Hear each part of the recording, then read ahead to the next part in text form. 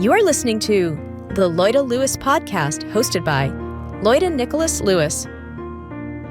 She's a trailblazing businesswoman, leader, philanthropist, and the widow of Reginald F. Lewis, the visionary leader who was the first African American to build $1 billion company. With unparalleled determination, Loida Lewis has not only excelled as a successful attorney, but also shaped a $1 billion empire. Following the untimely passing of her husband, Reginald F. Lewis, she took the helm of TLC Beatrice, carving her legacy as a successful business leader. Be inspired and learn from her as she shares her wisdom, the secrets to her success in both business, in love, and in life.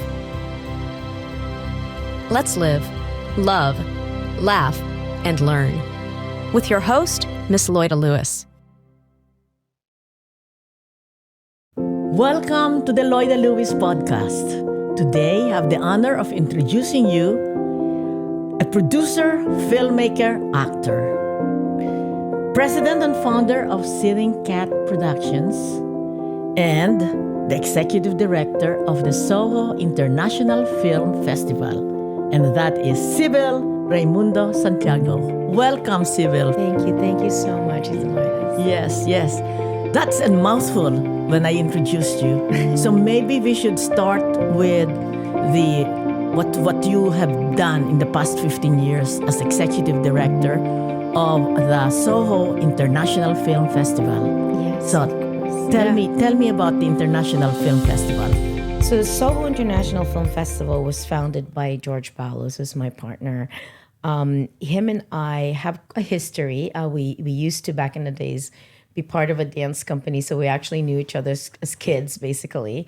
And then at some point 15 years ago, he's also an actor, and we ended up on a film set together, and we saw each other, and it's sort of the way that's how we reconnected. And that was the time that he had started the festival, just that year, and he had actually spoken to me about it and wanted me to check it out, and I did. And so on the second year, when he wanted to expand it and go and try to bring it to sort of like a new audience, he tapped me and asked me if I would help bring the festival up. And so I did. I came on board in the second year, and we brought it to a theater. That's when we actually brought it to the Quad Cinema. For a lot of New Yorkers out there would know what Quad Cinema is. It's beloved in the independent films circle. At that time, it was still family-owned and one of the only family-owned left in the city. So it was really exciting to bring the festival there, and they were really gracious to have us. The festival came about basically because a group of filmmakers felt that they were not getting the stage that they wanted to present their films in New York. The New York filmmakers, there were some festivals that came up, big festivals that was supposed to help New York filmmakers, but New York filmmakers were finding themselves actually not somehow getting the attention or that stage. So SOHO was born from there. And so by the time I joined in the second year, the program already and the submissions expanded quite a bit. And every year as we started, curating more projects that we brought in, not just from New Yorkers, but all over the world, and bringing in I've been fortunate enough to be working in the industry since I was a child. So I've made my own friends and connections in it that I was able to tap a few of them on that year that I joined to come and support the festival and lend their name and go to the red carpet, which gave us a little more attention. So every year it's been like that. But the one thing about New York artists, they really do live for collaborating and helping each other. So we've been quite blessed and lucky that we've had the support. So they've been showing up, and the festival has become literally a filmmakers festival. All creatives, all kinds, writers, directors, producers, up and coming first timers and veterans of the industry have come support us. So we're very grateful. It's terrific, and it's founded also by another Filipino American. Exactly. Yeah. Yes. So you mentioned that you have been an actor ever since you were a child. Could you bring us back there? Yes. Yes. So please. I am the daughter of a Filipino veteran actress, Lorli Villanueva. She's a founding member of PETA during the Lino Broca days and Cecil Guidote, and has done a lot of things. So I was that child that she was carrying to all of her shows, back on backstage, even on film sets and TV sets. So it was kind of like a natural progression. There was one classic film, which is probably going to bust me on my age, but I was just a baby, but she was in a film called, because the way Lino Broca used to work is they come from the same theater company, PETA, and he tends to bring the same group of people on all the projects that he would shoot. There would be films that, for example, like my mom has been leads on some of them, and sometimes she's a supporting and sometimes she's a background, but it's always all of them, the same theater people, and they kind of rotate depending on what the story is, what the role is. And one of those projects that she ended up working on, actually with the same theater people, was Manila sa Kuko ng Liwanag. Manila and the Claws of Light. It won a lot of awards. Yes. And I was the baby on set on that one as well. But because I was about maybe a year or almost 2 at the time that they had a scene with Bembol Rocco that was at the park, and they needed they wanted him to have like a moment with a child. So that was me. I was the child that had to walk on and be with him on that. So sort of like just from there, I was just always on set. And then I ended up being a part of kids shows because I was born here, but my mom brought me to the Philippines. And while I was there, I ended up doing Kulit Bulilit, and I was in a little bit of Kaluskos Mismos, and ended up eventually as a teen, or a preteen, I should say, ended up being one of the supporting roles in Flor de Luna. So I did that for quite a few years. I kind of grew up in the show. I was the youngest member at that time. That was a series. It was a series. It was yes. I guess they called them teleserie. Teleserie, right? yes. Yeah. So so I grew up with that show, and then I did a few movies here and there. Japayuki, all of that stuff. But then I had to come back here. So when I came back here, was that during the martial law years? Oh no! Well, that was before I was born. Yes. So you're young, younger than I am. I wasn't born yet, but that was when my mom came here. Yes, during the martial law. Yes. But when we were, so for me, my basically when I came back for school, because my mom she's a veteran actress and such, but she's also a scholar. So yes, she's teaching. Yes, in the she was a professor at UP, yes. Mass Comm. She's a Fulbright Hayes scholar. She's kind of an overachiever. It's hard. It's she's that mom. Well, but we'll say like mother, like daughter. Maybe she's definitely way ahead of me. Different. You have different landscape. Yes, yeah. Different and also kind of similar in a sense. It is true because my mom started her own production company in her 20s. So she was at a time where there were really not a lot of female producers out there. She was producing in a country that doesn't really recognize female directors or producers. She was producing and directing. So yeah, so I am lucky because I have that to kind of look up to. So for me, it was unusual when I didn't see women producers and directors because I obviously grew up watching my mom doing this. So I think in terms of like being the same, that is one that I do love following and I want to follow, and I'm trying to be an advocate for even now as I'm, obviously growing and getting older in this industry. I feel like it's time. I'm mentoring a lot so I can pass that on because I was lucky enough to get that passed on to me by my mom. So yeah, so producing became a natural progression from my acting and directing as well, which is I'm doing more now. But I'll have to say the reason I also started producing more here, besides the fact that, for me it was somewhat, I shouldn't say easy, it's somewhat familiar, I should say, jumping on it. But the biggest reason I did that is because I just got tired of waiting for roles when I was back here. That's being right. Yes. being Filipino, having my skin, my face, being told that I don't look Asian enough, which doesn't make sense because I am Asian. And then I'm being put in the Latino side, which is great. But at the same time, I'm in New York. Every Latin country, every Spanish country, every European Spanish country is represented here. So the battle to even be in that space is also very difficult. So I think I got tired. So I decided, you know what, maybe I should just produce projects for people like me. And that obviously progressed. So now I started my production company and just from there. In this production company is the Sitting Cat Productions. Sitting Cat Productions. Yes.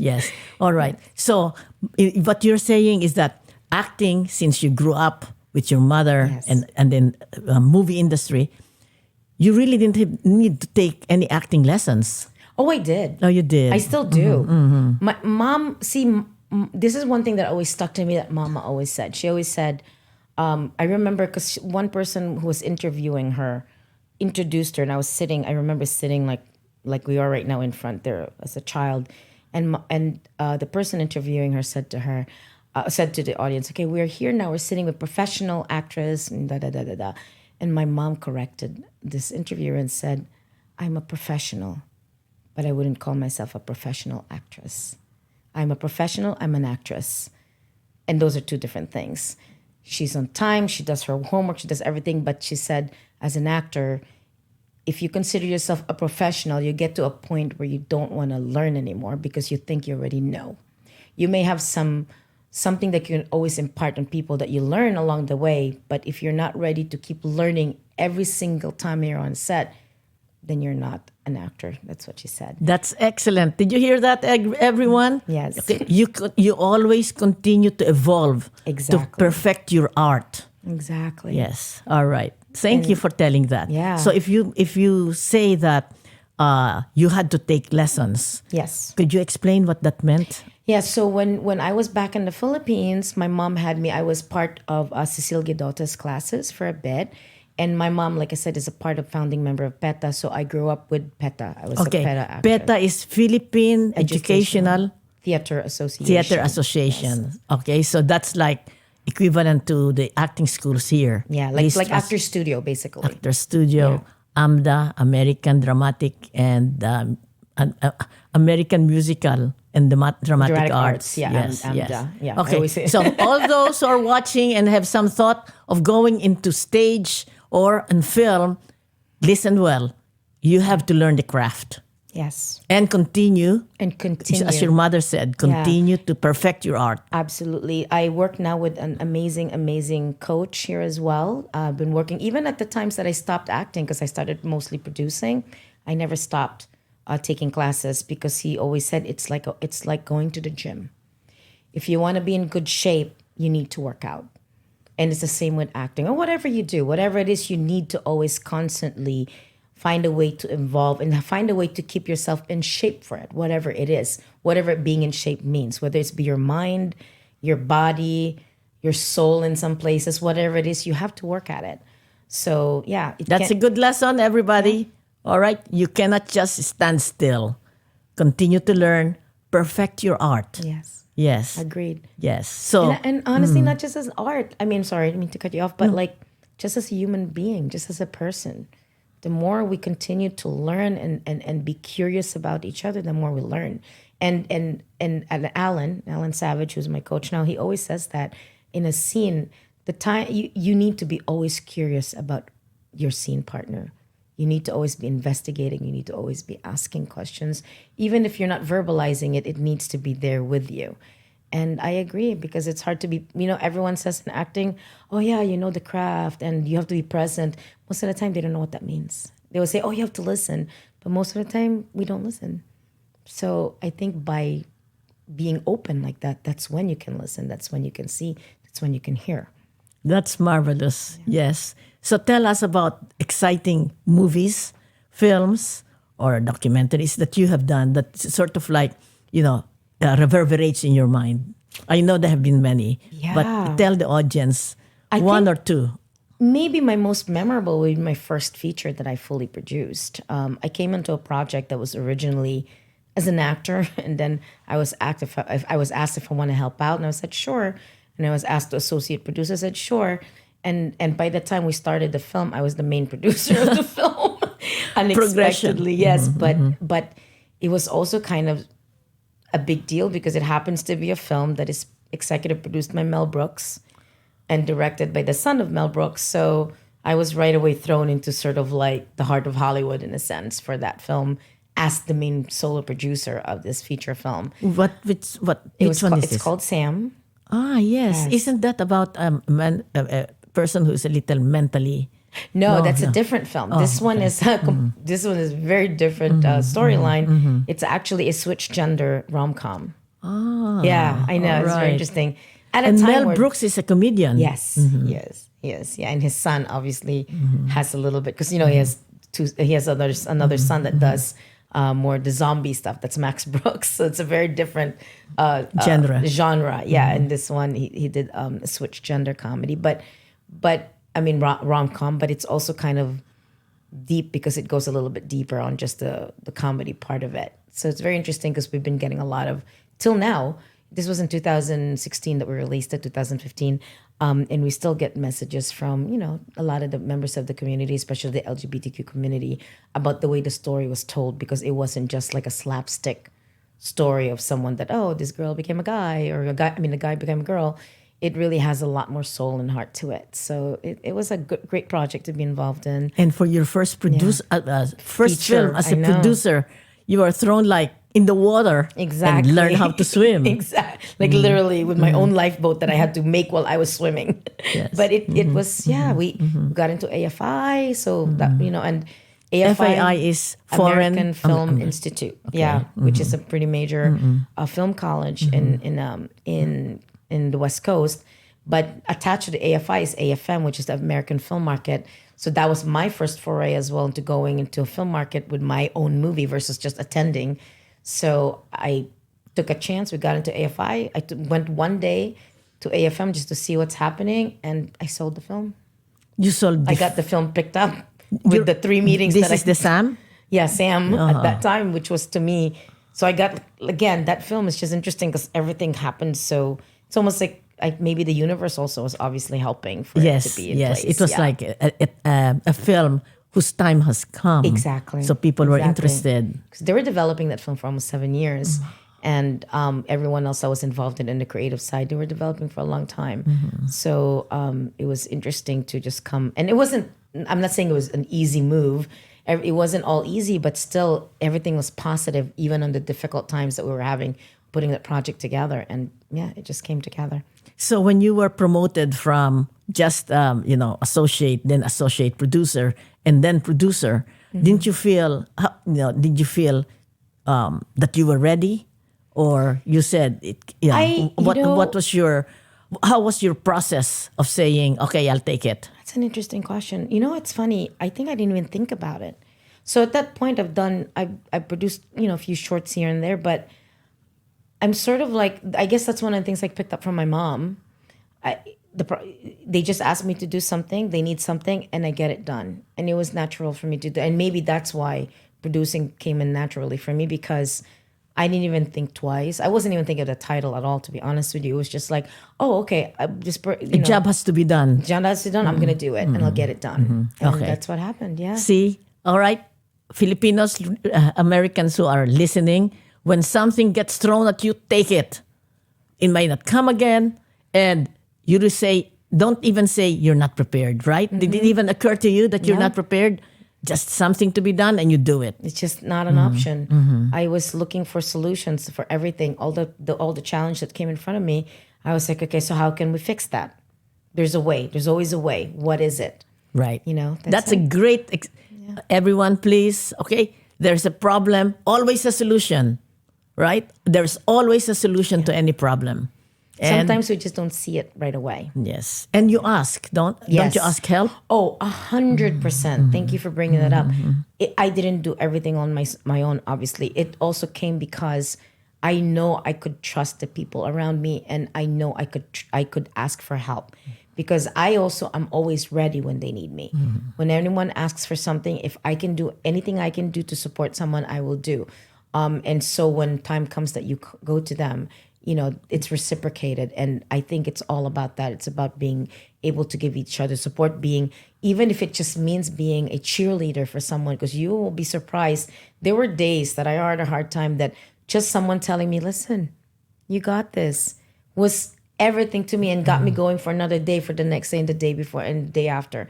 So remember that I that's something I would always impart on people. That's why I say be curious and always observe, because sometimes you don't know what everyone else around you is going through, and you'll be surprised what little thing you can give somebody that they could take with them that could really keep them going the next day. So yes, absolutely. Ask for help. Don't be shy. The worst that could happen, someone will say no. And so, okay. And don't take offense either. If someone says no, don't worry. It just means that that's not right for them, or they can't do anything, and that's okay. There's someone out there that can help you and will help you. Okay. Again, that's a good lesson, everyone, not to be afraid to ask for help. And not to judge somebody who says they can't help at that time. Exactly. Okay, because there will always be somebody to help. But on your part, you were very open. I mean, as you said, you listen and you observe, but you have a very good empathy. Is that what it's called? That you can understand what the other person is going through, and you don't even give a judgment if you're saying you ask. So, bukas palad in Tagalog, it means palad. open hands. Yeah. Because you yourself has an open hand. This is palad. Then the help, when you need it, when you ask it, it comes. Yeah. And even if it doesn't, it's all right. It's okay. It's okay. Okay. There's always reasons why people say no, and sometimes it has nothing to do with you. A lot of times it could be something that they're going through, and that's something that, that they just need at that time that they can't share with you, and that's okay. That's great. Wonderful. Life. Okay, so is that how you created the cat? The sitting cat productions. Sitting cat. Meow. I can only see the sitting cat. This is story to that. It's very Yes. silly. Yes. I had different names that I was thinking about when the production company. So I had to make a production company for myself, like meaning get my own LLC and all that. When I did Sam, that's the story that I always share, because that one made it official. Because I produced before that. I was always helping someone else in their project. So I come in to produce with them on their project. That one became under my own production company. And it was really Nicholas Brooks and Mel Brooks that literally told me, Sibyl, you need, because we have an LLC for the film, obviously. So that had its own company, but they said, you should have your own production company so we can give it credit. And they're the ones who pushed me to make it official. And so, I mean, the Brooks tell you to do something. You do. They know Yes. what they're Yeah, talking that's about. Right. That's so right. I said, okay, but I never thought that I was enough of a brand at that time. I'm like, really? I should have. They said, yes. So I said, and then I started thinking of my mom. Like I said, she was in her 20s when she had her own production companies. I was like, She did it. Why can't I? Yeah. Yes. she did it. She had Emmaus, I think was her 1st company, I believe, if I remember correctly. And it was Lorli Villanueva Productions. Like she really, she just went for it. No fear or anything. Some was very successful. Some failed. It didn't matter. She kept going. And I'm trying to adapt that same mentality, So why sitting cat? So that's a silly story. That's right. So at that time when I was forming the production company, I was thinking of all these names. And then one of my friends was just like, you just gotta, because they're always messaging me about my cat. I had a cat at that time that sits like a human being. And What if you does look that at the mean? logo, so the logo of my production company, you'll see like a little form of the cat. That's literally an outline of my cat sitting. So he sits like a person, like legs up with his two other paws like forward. Every time we come home, he's on the side of the couch sitting, like leaning up, like not at all a cat. Like I think he thinks he's human. And we play, like we would have poker games at home, for example. So friends would come, and there's always a chair, and he always sits on a chair whenever he knows the guys are there, he'll show up and sit down with the guys. So they're always fighting on who's sitting next to the cat, because he's there and everyone watches the cards. It's very bizarre. Yes. I used to think that that's the spirit of, my dad, or because he looked like an old man, even though he was a kitten, he looked like an old man sitting there. And that's how it came out. So they said, you should name your company that. And I was like, maybe. So for the heck of it, I tried it. And everybody loved it. So I kept it, and that's my production company. No. It's very unique. It's very unique. Sitting Cat Productions. Yep. So is that so? You had a Sam. Yes. Okay. It's, Have you continued Yes. doing something present that you are The most serious recent, Uh-huh. I'm actually shooting right now a couple of things, and I'm in development with a couple of projects, which I'm going back to AFM for this year. So I'm excited about that to pitch a couple of projects, and one of them is actually, I can't talk about it, but I can at least mention that it's something that I hope to shoot in the Philippines and in Australia. So I'm excited about, because that's a big film. It's an action film with a beautiful story. That the leads are Filipino, but it's a U.S. production. So it's You mean mainstream. funded by United States? By, Well, funded no, from the production here. companies from here, besides mine, obviously, yeah. But we'll see, because Australia might partner. So I want to shoot it. Bottom line is, I want to shoot the Philippines part in the Philippines with Filipino actors. So I'm excited about that.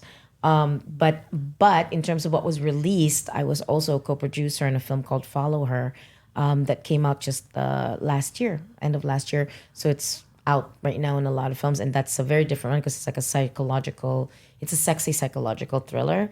So it's a very different genre from what I've done in the past, from rom-com to that. And I've also done documentary. I traveled to Kyrgyzstan and Kazakhstan for a really interesting cowboy documentary. Cowboy in Cowboy. Kyrgyzstan? Yes. So I brought some cowboys from here, from Wyoming to Kazakhstan to compete in the World Nomad Games. Oh, so that's a documentary. That's a documentary called Nomad Cowboys, where I got my PGA mark, and did a couple of travel documentaries actually. So it was really, it's been fulfilling. But my specialty is narratives. I still love, I love telling stories. Story. Yeah. Although documentary is also telling a story, but I love deep inside of an actor as well. So I love watching actors work, and do that. So my question for this film that you are going to do, how do you get financing? I don't know. How do you get financing? That's the challenge. That's a challenge for especially almost, now, because the landscape has changed since the pandemic. Also, it used to be, I kind of have a pretty clear picture on who would approach for certain projects.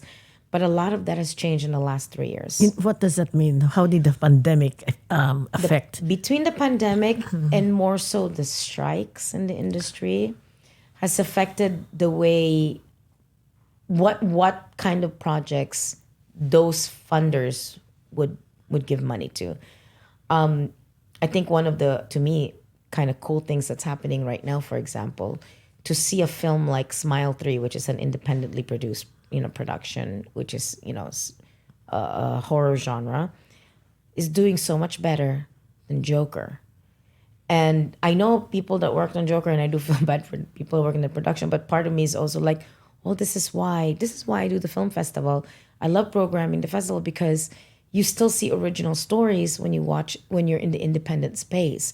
Independently produced films, tend to tell very earnest and honest stories and original stories that we don't see anymore. But Hollywood has been, since the pandemic plus the strikes, have been even more secure with giving money or producing projects like that they think is safe.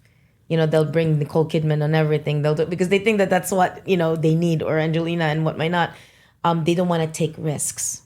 But I'm also excited for companies like A24 that started bringing these independent productions, including Asian-led ones, and realizing that they too can make money and they too are doing well, and there's a big audience out there for it. So, so to go back to your question in terms of funding, it's still a battle, and it's even more so now because they're just afraid to take a risk, and which is why international production is growing more. And this is why I'm going to AFM to see how it's going right now. But I don't have a clear answer because this is a literal daily conversation I have with other producers. I'm part of the Producers Guild, and I have a lot of friends that are in the middle of all their projects, and we have this conversation on a daily basis. And we all reach different genres of our projects, and it's almost like a crapshoot. It's a 50-50 chance on anything. Even you pitch out there, someone might just be in a certain mood and they're like, oh, I want to fund that. There's just no clear delineation like it used to be, where you knew who you can go to for certain projects. It's hard to tell. Yes. Yeah. Have you heard about Asian, I think it's called Gold House? Oh, yes, That is supposed to Yes. be promoting. I love Bing.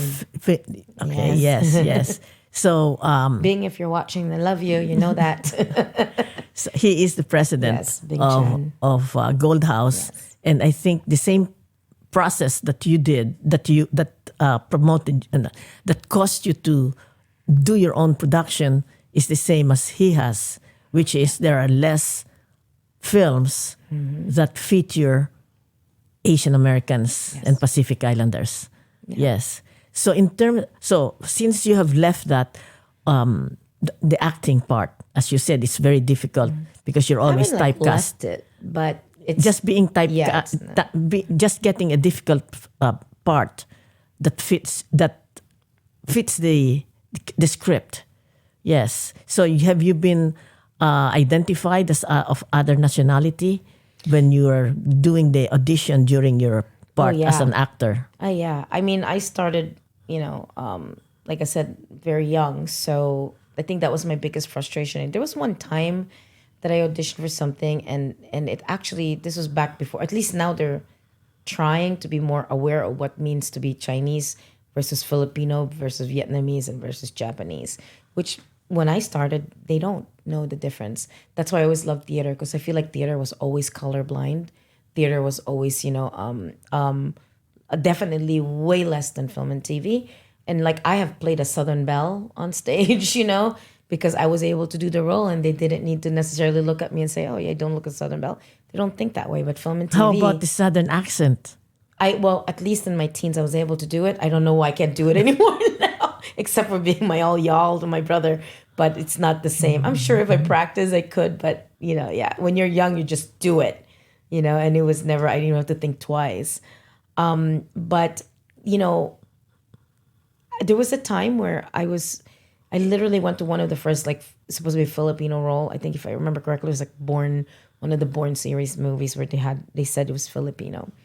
And I went to the audition. I thought it felt good and went well. But then my manager calls me and she got feedback because I didn't get the call back. And I found out they said, oh yeah, they said you don't look Filipino. And I'm like, what does that mean? I mean, I am Filipino. Like, what does that mean? I don't look Filipino. I even speak the language. Like, I speak Tagalog, I speak Ilonggo, and Cebuano. Like, how can they say I'm not Filipino, but they didn't consider me Asian enough or Filipino enough? And I would like to say that's the first time it happened, but it's happened a lot through my, career, trying to break in. So I kind of got tired of that, of waiting for that to happen for me. So that's why I started producing other actors. And in some cases, I'm able to actually act in them, assuming that that's what the role needs. But of course, as a producer, sometimes I have a tendency of pushing myself out of my own project because you start thinking of like, oh, maybe this name actor will take it instead, even though it was written for me. So that happens quite a lot, but it's okay. I'm okay with it too, because I just love being on set. I love making it. I'm making it and finishing it, because that's the hardest part, is even getting it started. Like you said, funding and such. When it comes, sometimes it means bringing a name in, unfortunately. And if you have to do that, you have to do it. Just get it done. Just get it done. Yeah. Okay. Her determination and resourcefulness all adds up to it. Yes. Yeah. So let's go back to the SOHO International Film Festival. You and your partner who founded it has the idea of bringing in independent films. Really, you're not expecting Walt Disney or yes. So how was that first, Tim? And for everybody else, my daughter, her film was accepted.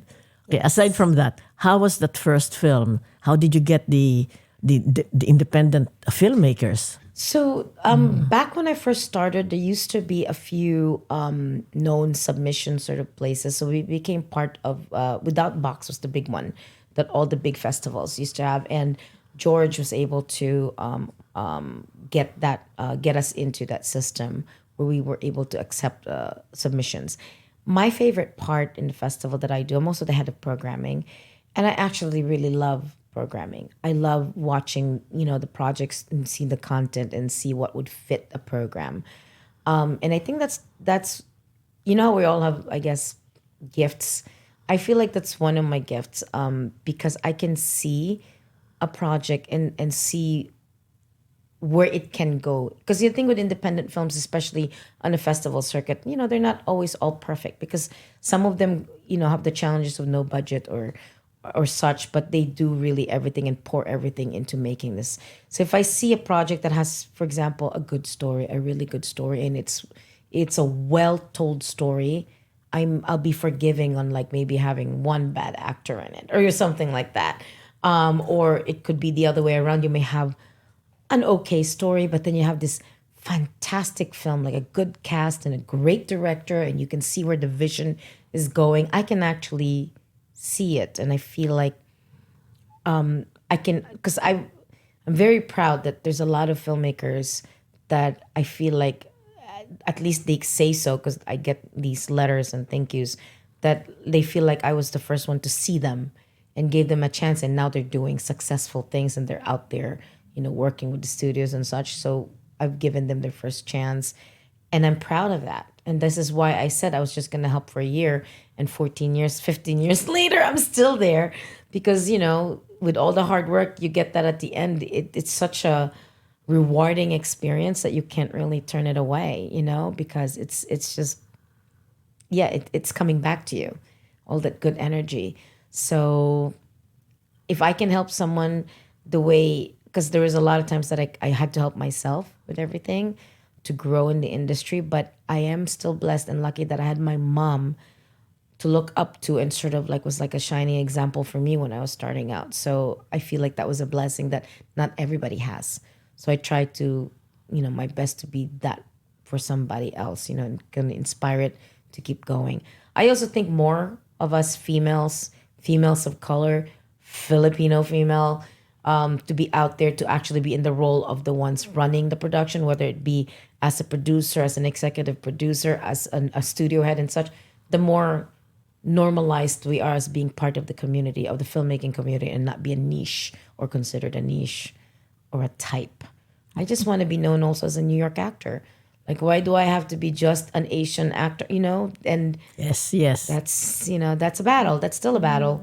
Exactly. But we try. Yes. But more and more, the Asians are growing up in numbers. Yes. Yes, we are the third, I think, Asian Americans Yes. in the United States, the third ethnic groups, if we could call that. So I would love to see more of us. I love the hope that I'm seeing when I see the newer generation, like the Gen Zers and the Gen Alphas, I say, because I really love that a lot of them that are here are actually embracing their identity. And they're very proud of it, and they support us being part of, the mainstream, and they're part of the mainstream. So I think if we do more of that, then we just become one people. It doesn't have to be because you're just AAPI and such. It's just like, for me, like I said, I'm a New Yorker.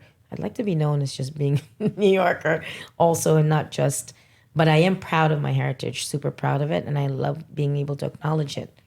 well, at least you were both Filipino and American since you were born here, and your parents were Filipinos. Yes. So you have dual identity from the get-go. Yes.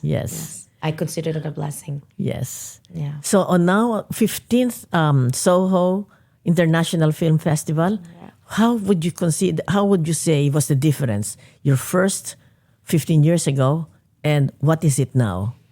We've just grown so much. We started out in a very small theater with the most 150 people, and that's our premieres. Now we are in a 400 And seat. how many films? How many films at the first programming-wise, one, programming wise? I think And the if first I remember, one. oh God, the first time that I programmed, I believe we were maybe 30, 40 films in a program, which is already considered a lot. That's going, because that was going for 7 days. Now we're at 100. Like this last festival, I had 136 films. Wow, 136. program, yeah. And where did it come from? I mean, meaning to say all US? No, all over the how many- world. I had for submissions, we had about 38 countries that submitted this year.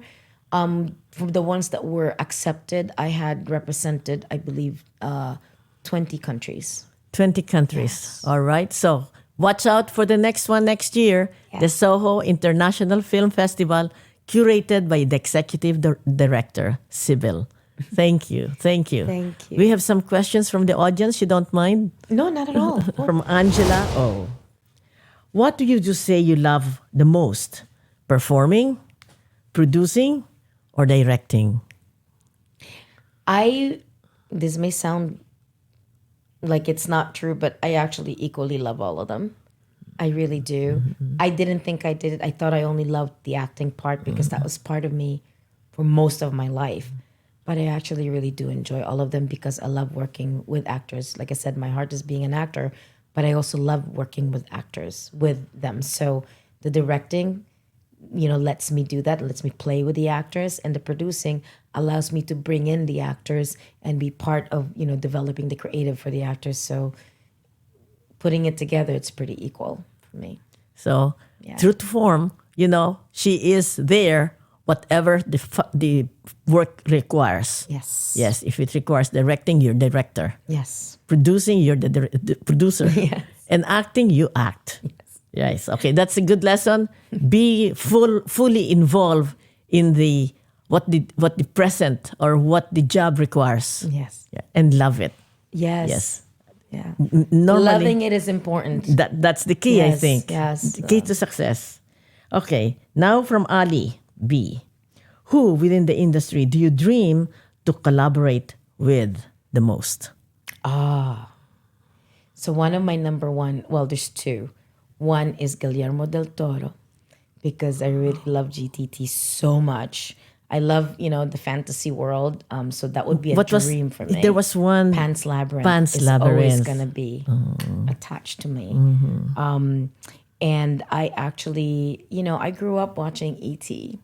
E.T. So I love Steven Spielberg. Steven Spielberg. And also, I think more so now because I found out just from meeting industry people how much he really does support women and support us moving forward in the industry. One of the producers I met was once his assistant, who's now one of the biggest producers out there, and she talks about this all the time, and I love that.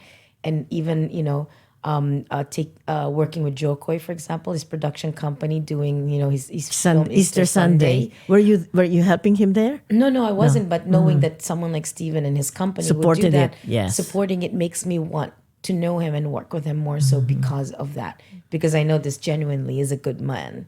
Yes, So, yeah. yes. But Guillermo, oh my God, I would love to do one of his projects because he's just brilliant. Yes. All right. For Guillermo del Toro and Steven Spielberg, please listen. Yes. Okay, thank you. Thank you for that. From Brian M. Do you have any advice for aspiring filmmakers who want to get their film chosen to be part of the SOHO International Film Festival? All right. What advice would you give them? What advice I would give them is just make a good film. It doesn't mean that you have to have all the budget in the world to make it. It doesn't mean that, it's hard to say what it means when you say make a good film, but I think if you actually have a good story that you believe in. The first one is a good story. A good story. Yes. And you need to believe in it. Whether you're a director in it, a producer in it, an actor in it, you need to have belief in it. Because if you do, your passion follows. The work follows because you want it to get made, you want it to get done right. Second, this is more practical, and I'm putting this second because this is important. Know your time when you edit. A lot of new filmmakers, especially you get a lot of new filmmakers that are writers as well, and they fall in love with their script, that they don't trust editing and the post-production. There are three places that you're making the film in. It will be at the beginning when you put it together, developing it and writing it. It is when you're in production, when you're shooting it, that you're telling that story. And then there's a third time that you tell that story is on editing. You have to trust the editing process. You should be able to look at something with fresh eyes after you already developed it and after you already produced it. And now you look at it again with fresh eyes and see, how can I tell the story and move it forward with editing? Because film festivals, we get thousands of submissions, not hundreds, not, 10, 20, 30. We get like thousands of submissions. So if I get like a feature or especially short, for example, and I have only a certain number of slots because you can't have a festival for a whole year, which you could if you had all those thousands of films. You only have, in our case, we have 7 days, right? We have 2 theaters, we have 7 days. You know how many slots you have is not a lot. So if you're one of those 2,000 shorts, for example, and I have 2 slots left and I have this film that took care of all of that perfectly, that's why when you cut it perfectly, the time doesn't matter as much. But if you don't do it right, the time 1 minute over is like an hour in a festival. So of course, if I had one, even if I love this one so much and it's 25 minutes, for example, for short, and this one is 20 minutes and it's put together so tightly, I'm going to go with my 20-minute one because that also means I can put a 5-minute short with that program. So that's something to think about. features take a whole program. So think about what that means. If you're going to make a 2-hour movie, it better be Tight. freaking amazing. It better feel like you're watching 30 minutes and it was done and it's like, what happened? Is there more? You can't have a 2 or more than 2-hour movie and the movie, make somebody fall asleep.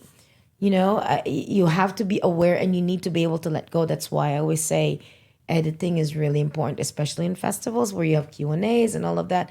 These are practical advice, but it's something to keep in mind. And it's not cutting something just to be short, just cutting it to make sense so that people can actually sit there and watch your film. That's great. Wonderful. From JD, if funding was not an issue, say you had $200 million, Hollywood movie type budget, and you can do whatever film you can dream of, what would it be about? Me? Yes. If you have $200 million I love that question. and you have a Hollywood type movie, and you can do whatever you want with the films. Here's somebody who says, all right, I trust in your ability. Yeah. Here's $200 million. What would that be about? I have an idea that I really want. I don't know if I want to say it publicly, but it has something to do, because it's something I have a treatment on. It has something to do with a historical story that involves Filipinos coming into this country. But it is an American story. So I don't want to say more, but it's been percolating in your mind. Yes, because it's crazy. Because like I said, I was born here, I grew up here, went to school here, and I can't believe that now that I'm an adult, I'm just learning about our people coming into this country and what we've actually done and where we've, what our roles have been in the society that I didn't know about because I didn't learn it in any of my history classes.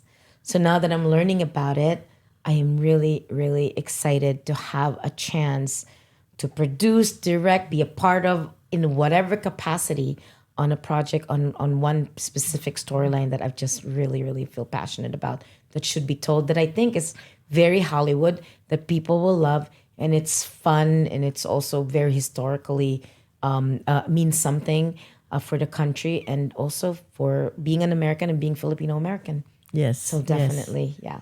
Yes. All right. Can I manifest that 200 million? Because it would be great to do.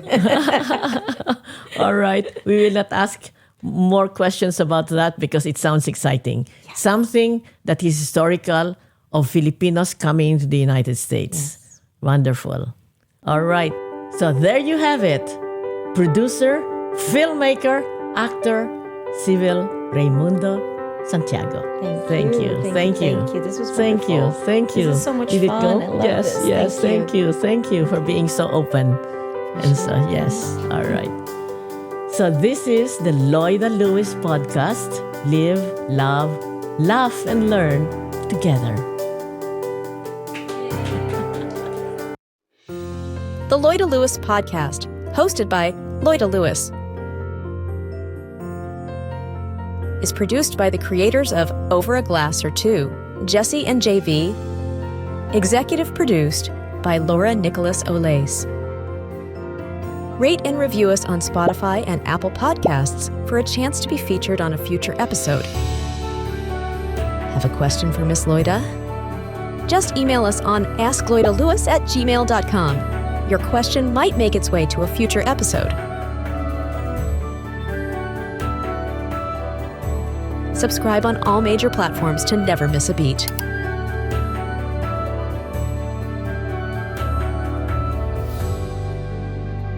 Thank you for listening to the Loida Lewis podcast. Let's live, love, laugh, and learn together